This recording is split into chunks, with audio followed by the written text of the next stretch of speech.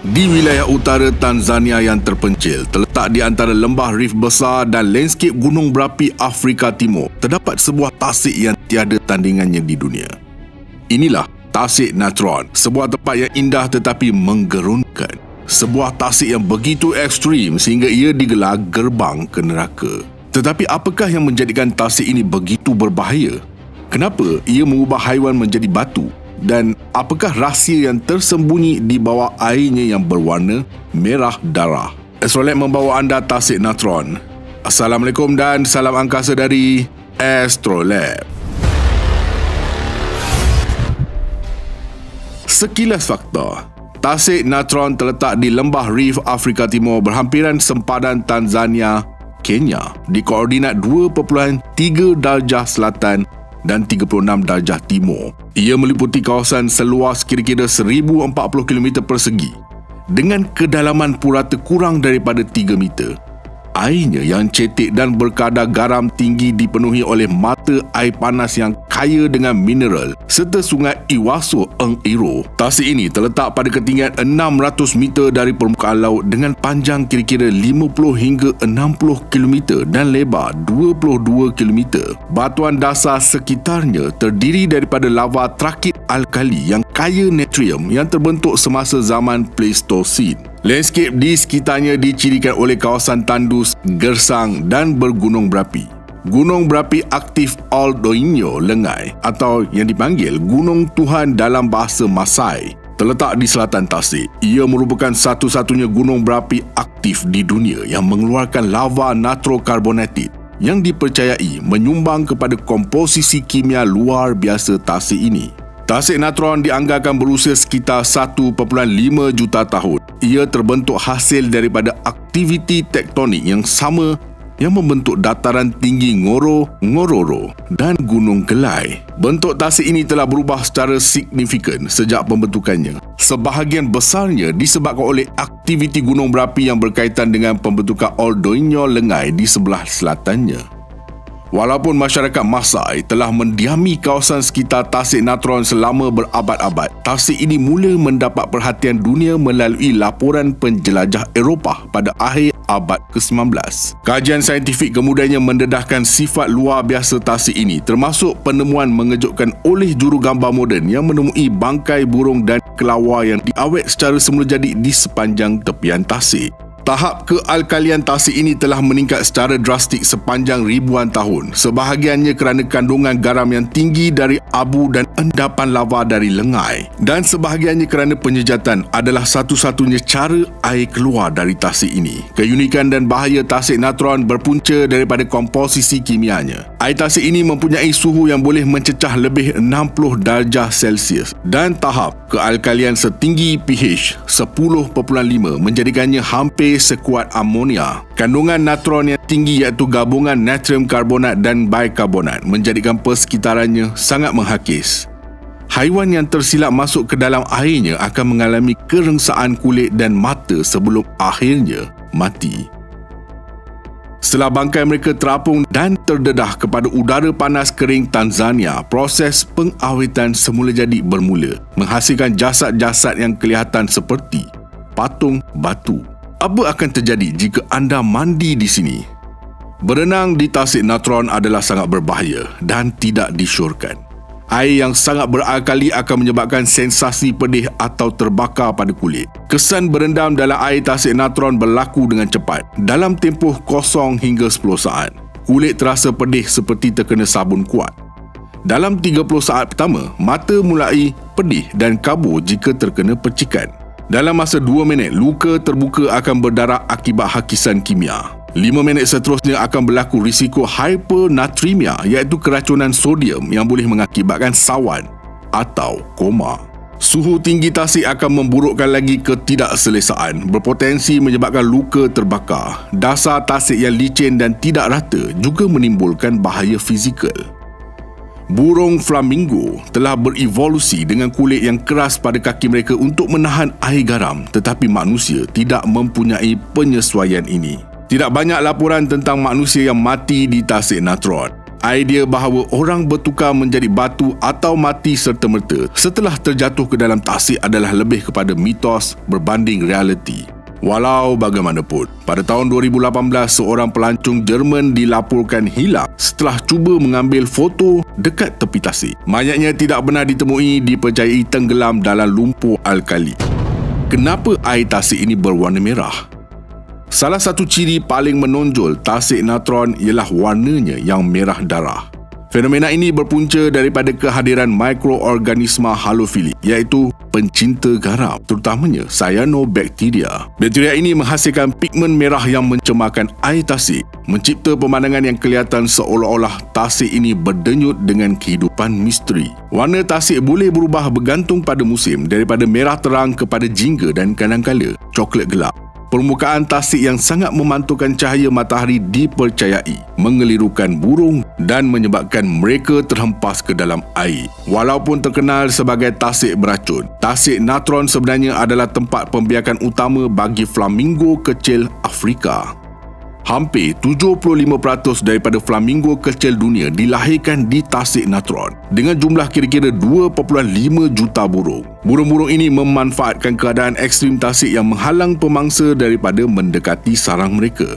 Lumpur alkali di sekitar tasik menyediakan tapak pembiakan yang sempurna, manakala cyanobacteria menjadi sumber makanan utama memberikan flamingo warna merah jambu ikonik mereka. Namun, walaupun telah menyesuaikan diri dengan persekitaran tasik ini, flamingo tetap berdepan risiko apabila paras air berubah secara drastik menyebabkan anak-anak mereka terperangkap atau telur mereka terdedah kepada bahaya. Selain flamingo, hanya beberapa spesies lain yang boleh hidup di tasik ini termasuk alga iaitu spirulina dan 3 spesies ikan endemik Alcolapia yang telah berevolusi dengan enzim khusus untuk menetralkan racun. Gambar-gambar haiwan yang kelihatan seperti patung batu di tebing tasik natron telah menimbulkan banyak mitos dan salah faham. Ada yang percaya tasik ini mempunyai kuasa gaib yang mampu mengubah apa sahaja menjadi batu sekelip mata. Namun, realitinya lebih bersifat saintifik dan melibatkan proses berikut. Yang pertama, haiwan yang terperangkap dalam air tasik mati akibat keracunan kimia atau kepanasan.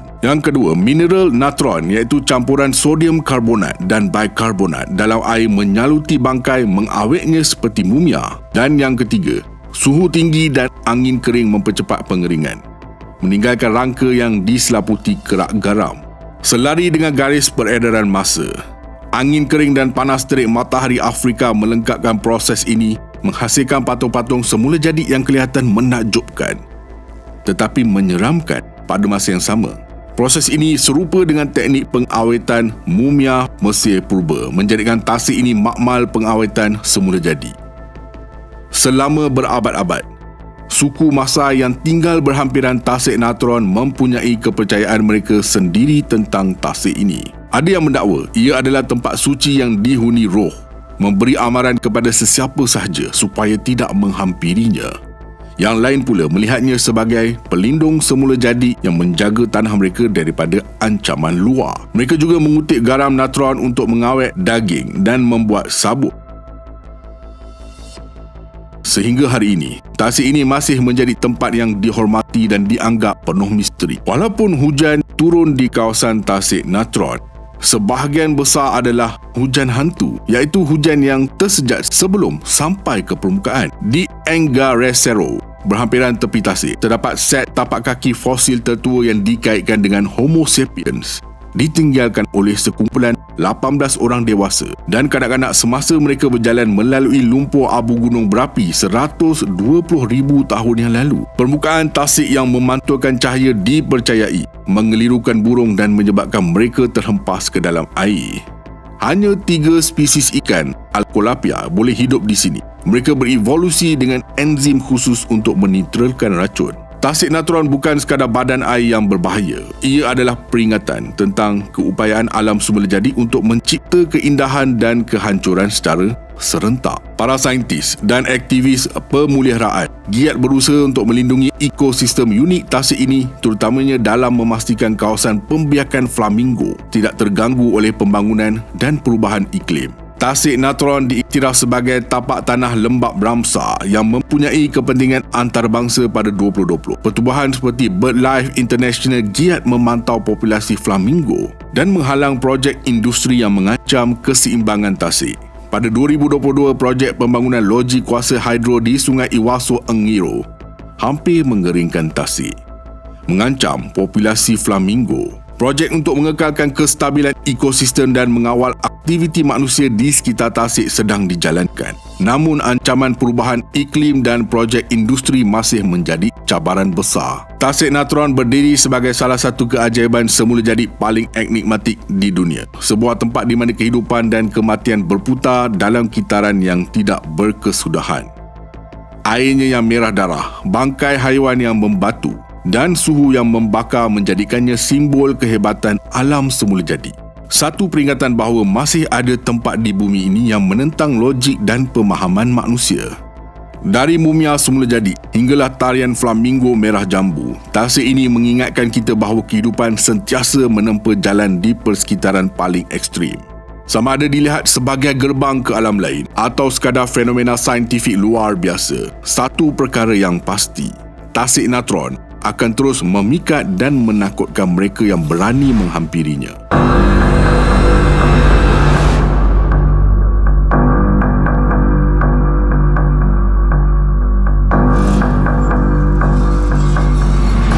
Terdapat sekitar 900,000 hingga 1 juta pulau di seluruh dunia. Ada di antaranya yang dihuni manusia, akan tetapi ada yang tidak berpenghuni. Dan yang paling menakutkan ialah ia hanya didiami reptilia berbisa sahaja. Terletak di lautan Atlantik kira-kira 33 km dari pesisir Sao Paulo, Brazil. Pulau La da Coimada Grande merupakan salah satu lokasi paling berbahaya di dunia. Ia juga dikenali sebagai Snake Island. Pulau ini dihuni oleh ribuan ular berbisa Golden Lancehead atau Bothrops insularis yang biasanya mampu membunuh manusia dalam masa hanya 1 jam. Dengan larangan ketat terhadap kunjungan awam, pulau seluas 43 hektar ini bukan sahaja menjadi subjek legenda tempatan, tetapi juga kajian saintifik penting dalam bidang ekologi, toksikologi dan evolusi. Astrolab membawa anda pulau paling bahaya di dunia. Sebelum tu jangan lupa subscribe Astrolab dan on loceng notifikasi anda. Assalamualaikum dan salam angkasa dari Astrolab. Sekilas fakta. Pulau La da Coimada Grande terletak di Brazil dan terbentuk kira-kira 11,000 tahun lalu akibat kenaikan paras laut pada akhir zaman ais.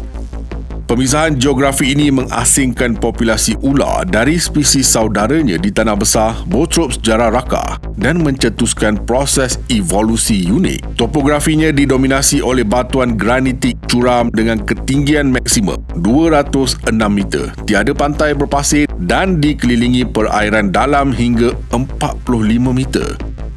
Tebing batu tajam menyukarkan akses, menjadikan pulau ini hampir mustahil didarat tanpa peralatan khusus. Dari segi iklim dan ekosistem, pulau ini mengalami iklim lembap subtropika. Suhu purata tahunan di sini antara 18.38 darjah Celsius hingga 27.28 darjah Celsius. Dengan curahan hujan tahunan 1,000 hingga 1,500 mm. Vegetasi pulau terdiri daripada hutan hujan tropika Atlantik yang padat. Dihuni oleh orkid endemik, Cattleya intermedia dan pokok renek tahan angin. Namun, kebakaran sengaja pada tahun 1920-an untuk projek pertanian pisang yang gagal telah mengubah sebahagian hutan menjadi kawasan berumput. Ekosistem ini menyokong populasi ular Golden Lancehead yang tinggi, tetapi hanya sedikit spesies haiwan lain, terutamanya burung migrasi, katak, Synex pixotoi dan cicak tanpa kaki, Amphisbaena ridley. Dianggarkan 2,000 hingga 4,000 ekor Golden Lancehead menghuni pulau ini dengan kepadatan hingga 1 hingga 5 ular per meter persegi di kawasan tertentu. Kepadatan ini menjadikan Snake Island sebagai salah satu lokasi dengan populasi ular berbisa tertinggi di dunia. Ketidakhadiran pemangsa darat dan persaingan terhad membolehkan spesies ini berkembang biak tanpa halangan. Golden Lancehead berevolusi dari Bothrops jararaca selepas terpisah dari tanah besar. Tanpa mangsa darat seperti tikus, mereka beralih kepada burung migrasi sebagai sumber makanan utama. Adaptasi arboreal yakni hidup di pokok membentuk ciri fizikal unik. Ekor lebih panjang untuk kestabilan di dahan. Mata menghala ke depan untuk penglihatan binokular dan warna keemasan yang menyamarkan mereka di antara dedaun. Spesies ini juga memiliki organ pit di antara mata dan hidung untuk mengesan haba mangsa, ciri khas ular pit viper. Burung migrasi seperti Alenia chilensis dan Turdus flavips membentuk 70% diet Golden Lancehead. Ular ini menyergap burung dengan menggigit dan menyuntik bisa yang bertindak pantas, melumpuhkan mangsa dalam kurang dari 10 minit. Spesies ini ovovivipar di mana embrio berkembang di dalam telur yang menetas di dalam tubuh induk. Setiap kelahiran menghasilkan 6 hingga 10 anak ular yang segera hidup bebas tanpa penjagaan induk. Bisa Golden Lancehead mengandungi campuran hemotoksin, yakni merosakkan sel darah, dan neurotoksin, menyerang sistem saraf, menjadikannya 5 hingga 10 kali lebih kuat berbanding spesies Bothrops lain. Kajian toksikologi menunjukkan bahawa dos maut LD50 biasanya ialah 1.1 hingga 1.5 mg per kilogram. Bermakna 10 hingga 15 mg cukup untuk membunuh seorang dewasa. Sebagai perbandingan, bisanya 3 kali lebih toksik daripada ular tedung India naja-naja dan 5 kali lebih kuat daripada ular kapak Daboia russelli. Gigitan ular ini mencetuskan 3 kesan utama. Yang pertama, nekrosis tisu. Enzim metalloproteinase dalam bisa mencairkan otot dan kulit sekitar luka, menyebabkan kerosakan kekal. Yang kedua, gangguan pembekuan darah. Hemotoksin memusnahkan platelet dan sel darah merah, mengakibatkan pendarahan dalaman dan kegagalan buah pinggang. Dan yang ketiga, kegagalan organ. Neurotoksin menyekat isyarat saraf ke otot pernafasan, menyebabkan sesak nafas dan kematian dalam 1 hingga 2 jam. Walaupun tiada rekod rasmi kematian manusia di pulau ini, legenda tempatan menceritakan kisah nelayan yang mati dalam kolam darah selepas digigit. Rawatan antibisa konvensional untuk Bothrops kurang berkesan di sini kerana perbezaan komposisi toksin. Pada 1909, sebuah rumah api automatik dibina untuk memandu kapal melalui perairan berbahaya. Legenda tempatan menyatakan bahawa penjaga terakhir dan keluarganya meninggal diserang ular yang memasuki rumah melalui tingkap. Walaupun kebenaran kisah ini dipertikaikan, rumah api tersebut kini beroperasi tanpa pengawasan manusia. Sekitar 1920-an, penjajah Portugis membakar hutan ini, yakni Queimada, yang dibakar untuk membuka ladang pisang. Projek ini gagal kerana tanah tidak subur dan ancaman ular, meninggalkan kesan ekologi yang kekal. Kajian mendapati bahawa enzim dalam bisa Golden Lancehead berpotensi merawat penyakit jantung dan darah. Sebatian seperti bilanexin menunjukkan aktiviti antitrombotik yang boleh mencegah strok, manakala peptida tertentu berupaya menghalang pertumbuhan sel kanser payudara. Golden Lancehead disenaraikan sebagai critically endangered oleh IUCN akibat habitat terhad dan risiko penyakit. Pulau ini diisytiharkan sebagai kawasan berkepentingan ekologi pada 1985 dengan akses dibatasi kepada penyelidik berlesen. La Queimada Grande bukan sekadar pulau berbahaya. Ia adalah bukti nyata kuasa evolusi dan kepentingan pemeliharaan. Walaupun dihuni oleh makhluk yang mematikan, pulau ini menawarkan peluang unik untuk memahami adaptasi ekstrim, potensi perubatan bisa ular dan keseimbangan ekosistem terpencil. Larangan akses manusia bukan sahaja melindungi nyawa tetapi juga memastikan kelangsungan spesies endemik ini. Dalam diam, Snake Island terus menjadi simbol keindahan alam yang penuh paradoks, menarik dan menakutkan pada masa yang sama. Ini adalah gunung tertinggi di dunia, Gunung Everest. Astrolab yakin semua orang tahu mengenai Gunung Everest kerana ia berada di takhta pertama. Tapi apakah gunung kedua tertinggi di dunia? Gunung K2, yang juga dikenali sebagai Raja Segala Gunung dan gunung paling kejam di dunia, merupakan gunung kedua tertinggi di dunia selepas Everest dengan ketinggian mencecah 8,611 meter. Terletak di banjaran Karakoram, di sepadan Pakistan dan China, K2 bukan sekadar sebuah puncak yang menjulang tinggi, tetapi sebuah simbol keagungan alam yang menguji keberanian dan keupayaan manusia. Keindahan dan keunikan kawasan sekitar K2 menjadikannya satu destinasi yang penuh misteri, cabaran dan pesona luar biasa. Astrolab membawa anda Gunung K2, Pakistan. Sebelum tu, jangan lupa subscribe Astrolab dan on loceng notifikasi anda. Assalamualaikum dan salam angkasa dari Astrolab. Sekilas fakta, Gunung K2 terbentuk akibat pertembungan tektonik antara plat India dan plat Eurasia yang bermula kira-kira 50 juta tahun lalu. Walau bagaimanapun, batuan penyusunnya jauh lebih tua. Kajian kaedah penentuan umur batuan menggunakan mineral zirkon pada batuan gneiss di K2 menunjukkan usia kristalisasi sekitar 115 hingga 120 juta tahun, iaitu pada zaman kapur awal. Batuan ini awalnya terbentuk dari magma yang membeku di kerak benua, kemudian terangkat oleh daya tektonik akibat pertembungan plat. Proses pengangkatan ini dikaitkan dengan sesar Karakoram yang mula aktif 20 juta tahun lalu. Sesar jenis oblique slip ini menyerap tekanan dari pergerakan plat India ke utara pada kelajuan 44 hingga 50 mm setahun, menyebabkan kerak bumi terlipat dan terangkat membentuk banjaran Karakoram. Glasier seperti Baltoro dan Godwin Austen kemudian mengukir lembah sekitar K2 selama 2.6 juta tahun, mencipta topografi ekstrim dengan ketinggian 3,600 meter dari dasar gunung. Nama K2 berasal daripada ekspedisi pemetaan British pada tahun 1856 oleh Thomas Montgomery. K merujuk kepada Karakoram dan Tu bermakna ia gunung kedua dalam senarai. Uniknya, tidak seperti Everest yang memiliki nama tempatan, K2 kekal dengan nama kod asalnya kerana tiada nama tempatan yang diketahui ketika itu. Secara geografi, K2 berada di kawasan yang sangat terpencil dan sukar diakses. Untuk sampai ke pengkalannya, para pendaki perlu melalui bandar Skardu yang terletak di wilayah Gilgit-Baltistan, Pakistan. Dari sana, perjalanan berhari-hari merentasi lembah Shigar dan glasier Baltoro yang panjang dan berliku perlu ditempuh sebelum tiba di Concordia, satu kawasan pertemuan beberapa glasier utama yang sering digelar Bilik Takhta Dewa Gunung.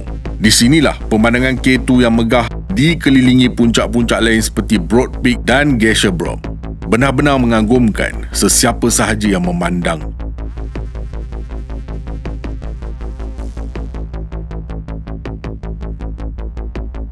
Keindahan sekitar K2 sukar digambarkan dengan kata-kata. Tasik-tasik seperti Shosar dan Satpara memantulkan bayangan gunung dan langit biru, mencipta panorama yang seolah-olah lukisan hidup. Lembah-lembah seperti Hoshe dan Gultori pula dihiasi ladang aprikot, desa-desa batu tradisional dan formasi batuan unik yang menambah keunikan landscape.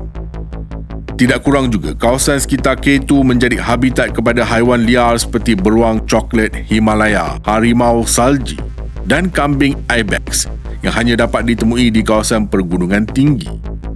Bunga-bungaan endemik seperti Himalayan blue poppy dan Saussurea simpsoniana pula menambah warna pada musim panas yang singkat. Namun di sebalik keindahan itu, K2 terkenal dengan cabarannya yang luar biasa. Laluan ke puncak seperti Abruzzi Spur dan Bottleneck terkenal kerana bahaya runtuhan ais, batuan curam dan cuaca yang tidak menentu. Angin boleh mencecah 200 km sejam. Suhu boleh jatuh hingga negatif 60 darjah Celsius dan ribut salji boleh berlaku tanpa amaran. Zon maut atau dead zone yang bermula pada ketinggian 8,000 meter menyebabkan oksigen sangat tipis, membuatkan tubuh manusia perlahan-lahan melemah dan terancam walaupun dalam keadaan rehat. Risiko edema paru-paru, hipotermia dan kekeliruan mental meningkat mendadak. Pendakian pertama ke puncak K2 berjaya direkodkan pada 31 Julai 1954 oleh dua pendaki Itali. Pendaki wanita pertama pula berasal dari negara Poland pada tahun 1986. Namun, sehingga kini, K2 kekal sebagai antara gunung paling sukar ditawan, lebih-lebih lagi pada musim sejuk. Malah hanya pada Januari 2021, barulah manusia manusia berjaya menawan K2 pada musim sejuk melalui usaha epik 10 pendaki Nepal yang diketuai oleh Nirmal Purja. Ia dianggap sebagai kemenangan besar buat komuniti Sherpa yang selama ini sering menjadi tulang belakang ekspedisi tetapi kurang mendapat pengiktirafan. Statistik menunjukkan kadar kematian pendaki di K2 jauh lebih tinggi berbanding Everest, menjadikan gelaran Savage Mountain sangat bertepatan. Selain cabaran fizikal, K2 juga kaya dengan budaya dan kepercayaan masyarakat setempat. Teknologi moden telah mula digunakan untuk membantu pendakian dan penyelamatan di K2. Seperti penggunaan drone untuk menghantar bekalan ke kem tinggi dan kacamata realiti tambahan untuk memetakan laluan selamat. Namun alam di sini masih jauh lebih berkuasa daripada teknologi manusia. Setiap tahun, K2 mengingatkan kita bahawa keindahan dan keganasan alam boleh wujud serentak dan hanya mereka yang benar-benar bersedia secara fizikal dan mental mampu menaklukinya. Kesan perubahan iklim kini mula terasa di sekitar K2. Glasier Baltoro dan kawasan sekitarnya menunjukkan tanda-tanda pencairan, sekaligus meningkatkan risiko banjir glasier yang boleh mengancam nyawa dan komuniti tempatan. Corak cuaca juga menjadi semakin tidak menentu, menjadikan pendakian lebih berisiko. Dalam masa yang sama, perubahan ini membuka ruang pendakian dalam jangka masa lebih panjang tetapi dengan kos terhadap kestabilan ekosistem. Masa depan K2 kini menjadi perdebatan antara pembangunan pelancongan dan pelestarian alam. Projek seperti pembinaan jambatan kaca di ketinggian 5,000 meter dirancang untuk menarik pelancong. Namun aktivis alam bimbang ia bakal mengancam ekosistem yang sangat rapuh. Usaha pelestarian seperti penggunaan tandas bio, tenaga solar dan larangan plastik mula diterapkan bagi memastikan keindahan K2 kekal terpelihara untuk generasi akan datang. Gunung K2 bukan sekadar gunung kedua tertinggi di dunia, tetapi sebuah simbol keindahan, cabaran dan misteri yang tiada tandingan. Ia mengajar manusia tentang kerendahan hati di hadapan alam, menjadi saksi kepada keberanian, keazaman serta kehebatan mereka yang berani mencuba menaklukinya. Di sebalik segala risiko dan kesukaran, pesona K2 tetap memanggil jiwa-jiwa penggemar untuk terus mencari makna di atap dunia yang kedua ini. Berikan pendapat anda, komen, share, like dan subscribe. Astro Lab signing off from space.